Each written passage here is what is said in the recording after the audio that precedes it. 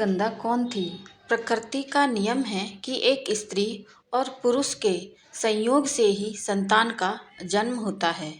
यह नियम जीव जंतुओं और मनुष्यों के लिए भी है। शास्त्रों में इस विषय में जो कथा मिलती है उसके अनुसार सृष्टि के आरंभ में ब्रह्मा जी योग बल से मनुष्यों को उत्पन्न करते थे, लेकिन इस क्रिया में काफ़ी समय लगता था। तब ब्रह्मा जी ने भगवान शिव की तपस्या की और सृष्टि के विकास का कोई दूसरा तरीका निकालने की प्रार्थना की।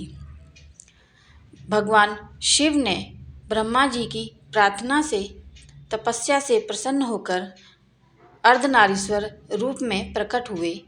इसके बाद से मैथुन क्रिया द्वारा सृष्टि का विकास आरंभ हुआ।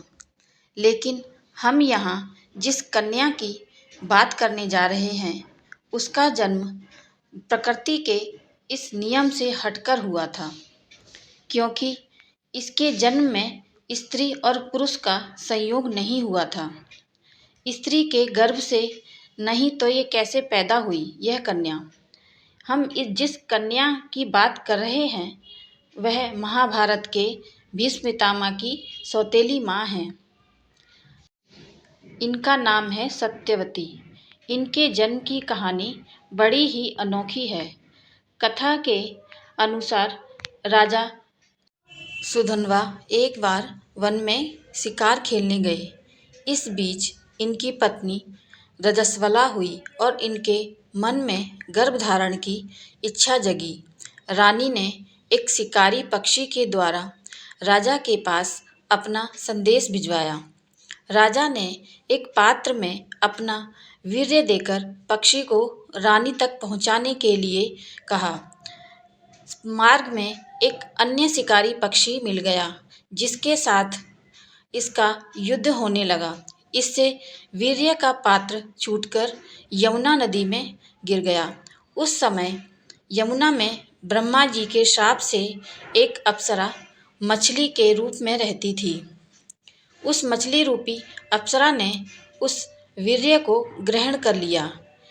इसके प्रभाव से वह गर्भवती हो गई। गर्भकाल जब पूरा होने को आया तब एक दिन एक मछुआरे के जाल में वह मछली फंस गई। अद्भुत और विशाल मछली होने के कारण इसे राजा सुधन्वा के दरबार में लाया गया। जब मछली का पेट चीरा गया तो उसमें से एक बालक और एक कन्या निकली।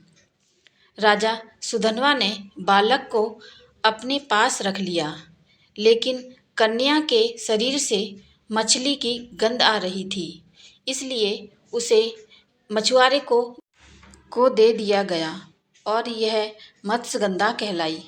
मत्स्यगंधा जैसे जैसे बड़ी होती गई उसका रूप यौवन निखरता चला गया। मछुआरे पिता ने मत्स्यगंधा को यात्रियों को नाव से यमुना पार कराने का काम पर लगा दिया। यही कन्या आगे चलकर सत्यवती के नाम से जानी गई, जिसका विवाह हस्तिनापुर के राजा शांतनु के साथ हुआ था।